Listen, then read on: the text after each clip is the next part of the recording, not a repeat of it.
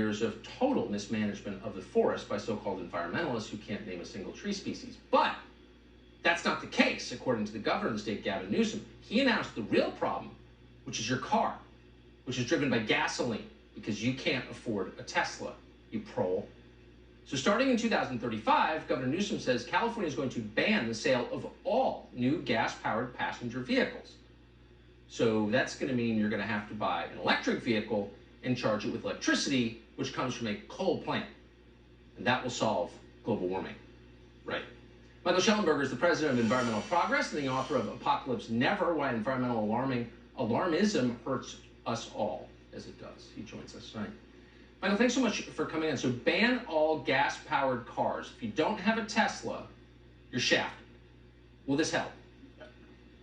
I mean, this is nuts. We've never created new technologies by banning existing ones. We didn't get jet planes by banning propeller airplanes. We didn't get gasoline-powered automobiles by banning horses and carriages. We're not going to get electric cars cheaper and more reliable, able to go longer distances by banning gasoline-powered cars.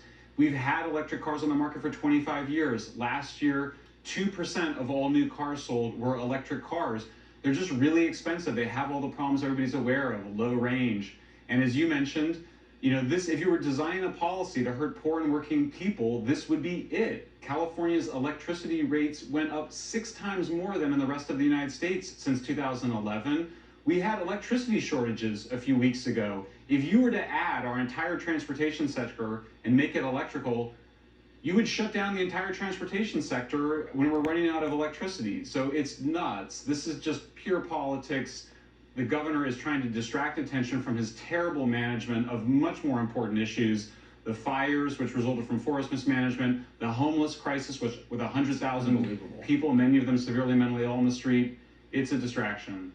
It does seem like almost everything the state of California does, and it's not alone, the state of New York is the same, other states are this way as well, is designed to make people below a certain income threshold much more miserable. Am I imagining that? No, I mean, look at what happened. As the economy, over the last few years, with the economy going really well in California, it was poor and working class people who got cars for the first time, and it resulted in a decline in bus ridership in Southern California. When working people have a chance for freedom and mobility, I mean, Southern California in particular, but really all of California, we depend on our cars more than anybody else. We're spread out over large distances. Working people in particular need their vehicles.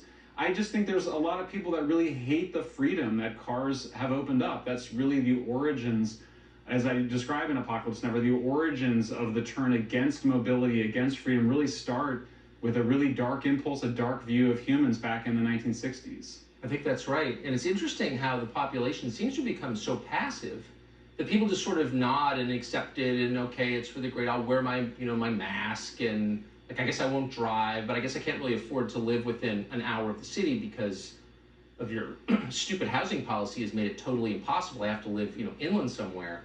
I guess I'll just ride one of your buses. I mean, like, why do people put up with this after a while? Any idea? It's really manipulative. I mean, look, so many of us are here because we love the natural environment. We're here for the oceans, for the mountains, but we're being manipulated. We're actually being sold a bill of goods. These policies do not help the natural environment. As we've seen, the forests have been grossly mismanaged. It's been completely misattributed, grossly exaggerated the role of climate change. This is a state that's really, you can see what happens when you have unchecked power. We've had a supermajority of Democrats. I'm a longtime Democrat myself. But this is what you get when you have a single party ruling with a supermajority. Yeah. The lectures about the environment are almost too much for me to handle. These people hate nature. They're at war with nature. They ignore the imperatives of nature. They punish anyone who mentions those imperatives.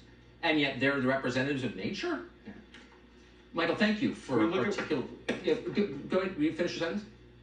Well, one more thing. I mean, look, if the governor really cared about climate change, he wouldn't be shutting down our last nuclear power plant, which provides electricity for 3 million people without any carbon emissions. It takes 300 to 400 times more land to generate the same amount of electricity from solar and wind projects as it does from a nuclear plant. This is a nuclear plant that could operate until 2060, and he's trying to shut it down by 2025. Where's all that electricity for our vehicles going to come from if he keeps shutting down nuclear plants? And wind farms to spoil the environment, as anyone who cares about nature can tell you. Michael, great to see you. Thank you. Thanks, Tucker.